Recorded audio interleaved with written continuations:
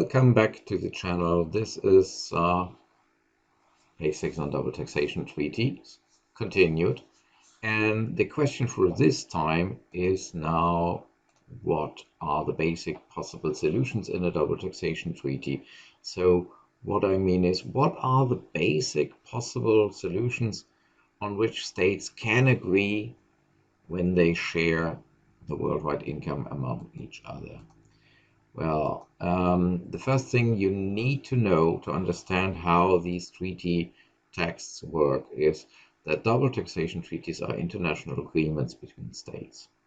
And now states have one very, very important basic principle.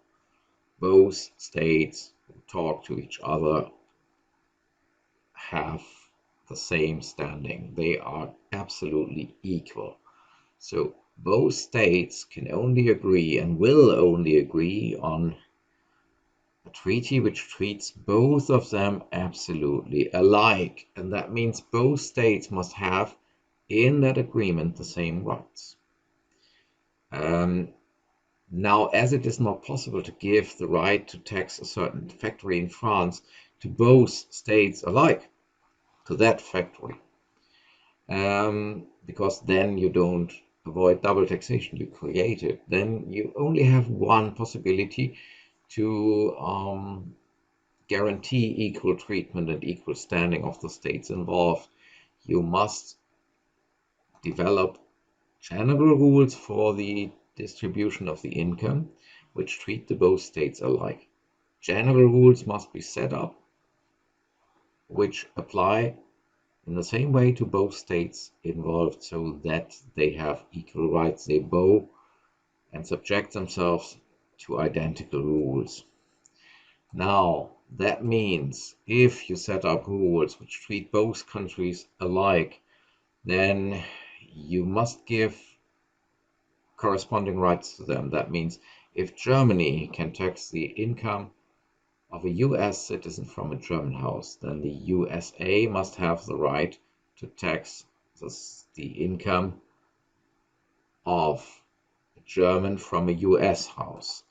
The other way around, or any other solution, would not be an even and fair solution. So you have general formulas for the allocation of the right to tax. And that question is now, how can these formulas look like? Well, which treat both of the countries alike and nevertheless fulfill their function to share the worldwide income between them. Well, the most frequent cross-border situation is serving as a model for the most rules in the double taxation treaties. That is, the taxpayer lives in country A and the income is from country B. So, what does that mean? The right to levy a tax can either be given to country A completely, to country B completely, or it can be shared between country A and B. So, the potential solutions which we face in the double taxation treaty are rules like these. If somebody lives in state A and derives income from the activity blah blah in state B, then state B gets the tax for it. Or we might have the other solution. If somebody lives in state A and derives derives income from an activity XX in state B, then state A gets all the prey. Or we might have a rule like, if someone lives in state A and has income from an activity named XXX in state B, then state A and state B will share the revenue or the claim for tax for that in the following way, and then blah blah follow the details. So that is the case. Now, these treaties will set up formulas, so general rules, and there will be variables like state A and state B, actually, which we had in my example. Now you can, with all formulas, only obtain a concrete and understandable result when you or if you fill into the formula the concrete values for your individual case. So the concrete value which state A and state B will take in your case, which you have to solve. So if a formula looks like if somebody lives in state A and derives income from a house in state B, then state B gets a tax for that. In a DTT between Germany and France, that would then mean if that somebody is from Germany, and Germany is state A, and has a house in France, then France is state B. Then the tax for the rent goes to France because state B is France now. If in the same constellation we have it just the other way around, then the same formula, if somebody lives in state A and derives income from a house in state B, then state B gets the tax for that, begins to mean, the other way around. Leads to another result. Now, if someone is from France, because now France, where the taxpayer lives, is from the context evidently state A, and has a house in Germany that is now evidently state B, then the tax for the rent goes to Germany. Why? Because Germany in this constellation is state B. So you always fill in the variables with the values which fit your concrete case. Another example, if the rule shall be if someone lives in state A and gets income from a license fee from state B, then state A gets all the tax for that. Well, then if this rule taken as such is completely senseless, like every mathematical formula. Now you have a concrete case in mind. A German gets a license fee from Faroestan. Now you fill in the values for state A and state B, which follow from that constellation. Your taxpayer is from Germany. So the taxpayer is from state A, so in the text, so Germany becomes state A. So read Germany wherever state A is now mentioned in our formula. And the license fees from state B, and in your constellation, the license fees from Faroestan. So read Faroestan wherever state B is mentioned. Then what comes out? If someone lives in state A and derives income from a license fee from state B, then state A gets the tax for that. Then we fill in if someone lives in Germany. So Germany can replace state A. Derives income from a license fee from state B, that was Faroestan. Then state A, and state A we found already out is Germany, gets a tax for it. So we have a clear result. Germany gets a tax for it. No problem. Plain and simple. Another example. If the rule is if someone lives in state A and gets a dividend from state B, then first, state A can tax that dividend, and state B can tax that dividend too, but the tax may there only go up to 15%. Now, that's a bit complicated. Nobody sees through.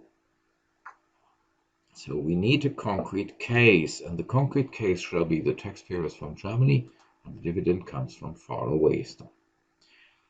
Now, let's think about filling in. The solution now is if somebody lives in state A and gets a dividend from state B, then state A and state B can take taxes.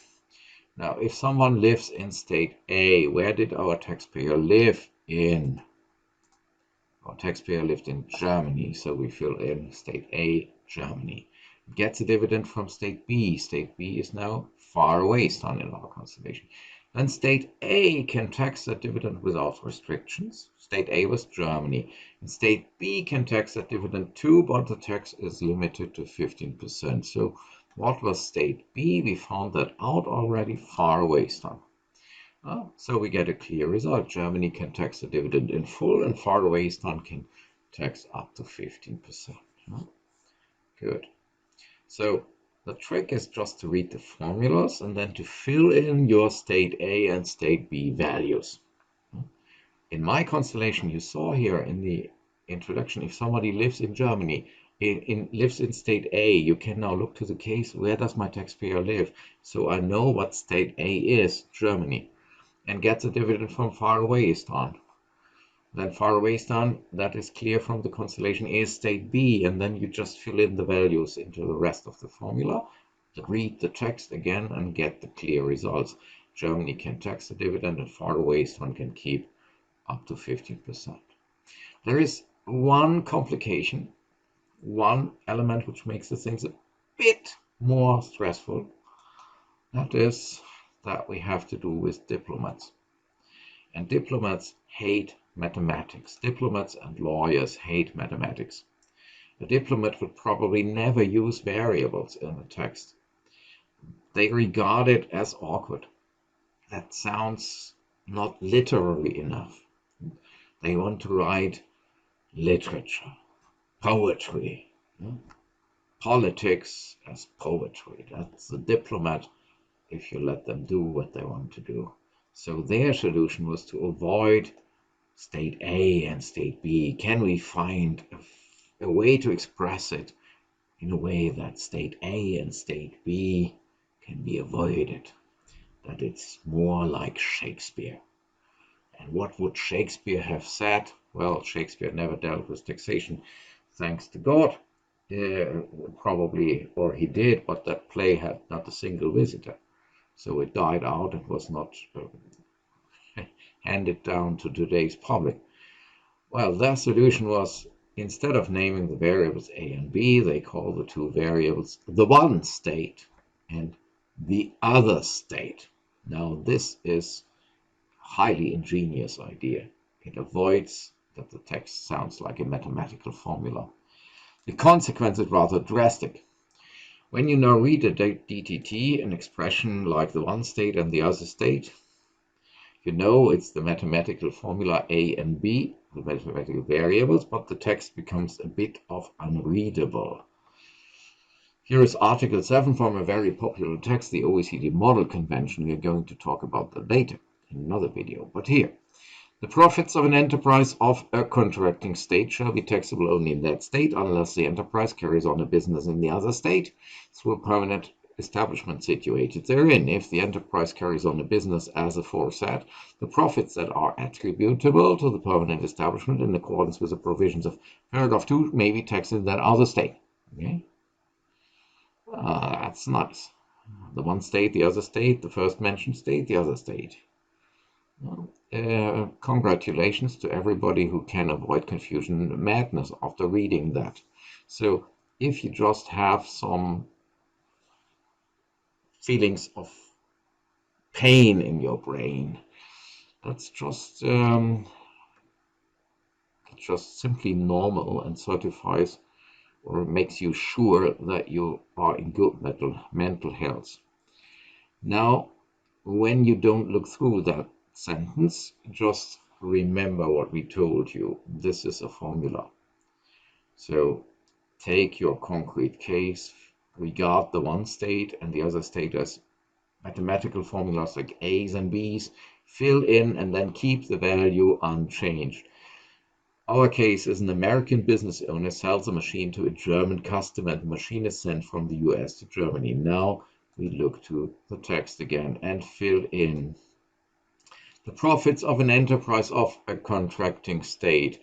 Here it's an American business owner, so the profits of an American business. So a contracting state is America. Shall be taxable only in that state, evidently only in America. Unless the enterprise carries on business in the other contracting state, the other state must not be Germany. Through a permanent establishment situated therein, if the enterprise carries on business as aforesaid. So if the enterprise has a business in Germany, the profits that can be attributed to the permanent establishment in Germany in accordance with the rules laid down in paragraph 2 may be taxed in that other state, so in Germany. Now we have some clearer result. So the trick is regard a contracting state and the other contracting state as variables and fill in values. Yeah, there is, however, when you do this, filling in a contracting state, the other contracting state, the one state, the other state, if you regard that as A and B variables, fill in, then you have still one particular problem. The taxpayer is always said to be the taxpayer from the one state. or the taxpayer from the other state, depending on how the tax runs. Um, Very often the right to tax goes to that state where the taxpayer lives. Now, there are taxpayers who live in both states. So what happens if the damn taxpayer lives in both states? Then the whole formulas go wrong or create a chaos. So it can't be for the lecturer, for reading a double taxation treaty, it can't absolutely not be tolerated that the taxpayer belongs to both states.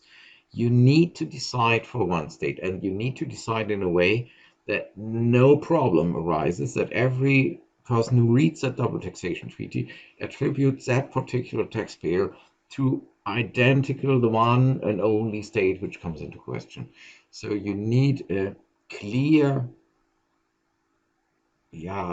absolutely free from doubt solution where the taxpayer belongs to. For that, you naturally need a rule.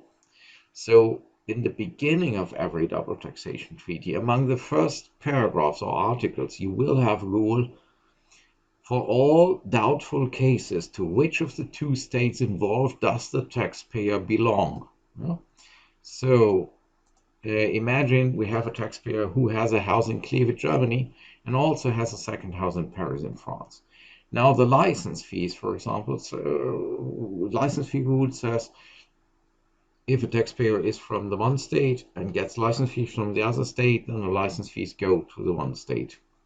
Now, is the one state now Germany or France? That depends on if you regard him as a German or a French taxpayer from the article, from the DTT perspective. That must be clearly decided. So you need a clear rule, which in the beginning of the double taxation treaty says clearly the taxpayer belongs either for the DTT to Germany, so it's a taxpayer of Germany, or the taxpayer belongs to France. A compromise is not possible. Yeah? Otherwise, the whole formulas in the DTT would end up in chaos. So you need at the beginning of the DTT a first step which says where is the taxpayer resident, in Germany, in France, or nowhere. So that leads us to the following final DTT testing scheme. The first step is you look to the residence of the taxpayer. In most DTTs, that's approximately Article 4. So in the beginning. Then you analyze the events. And now the first question is usually the state where you don't live, but where the money comes from. Is that state, the so-called source state, allowed to take a tax or not under the DTT? And if that state has a right to tax, it's usually decided in many different rules, different headlines, and so it usually covers some 15 or 16 articles, mostly articles 6 to 21 in most DTTs. Then the next question is, okay, the country where you live usually practices a worldwide income taxation. That seems to be the regular case, so that is supposed to be the case. So if your source state can levy a tax, your home state must avoid double taxation, and that is then either to be done by exemption method or by credit method. And now there are only these two reactions in case of a house income, in case of a permanent establishment abroad, in case of getting a dividend from abroad. The possible reaction is only exemption or credit method at home. And so, as this was always the same, it was regarded as an enormous waste of paper if one had added to each article on house income, on dividends, and so the reaction of the home state exempts, home state credits, home state exempts, home state credits, you would have written 15 times the same. So as a matter of economic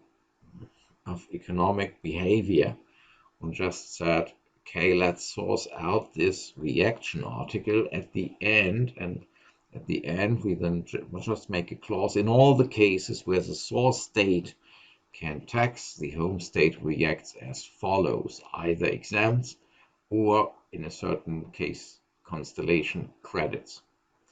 So that is the final testing scheme which results. You begin with testing the residence.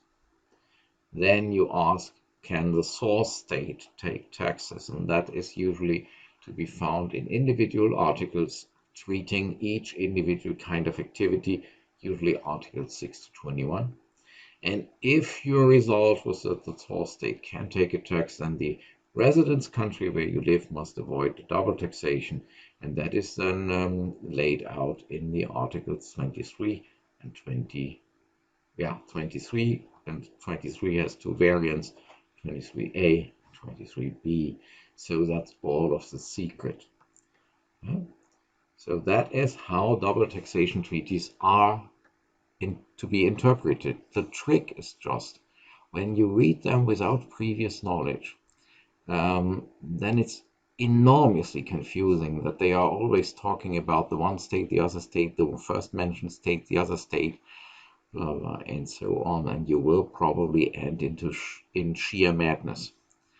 The trick is when you read about a contracting state and the other contracting state, then you must remember that these two things are mathematical variables, and that you have to fill in the concrete values of your individual case.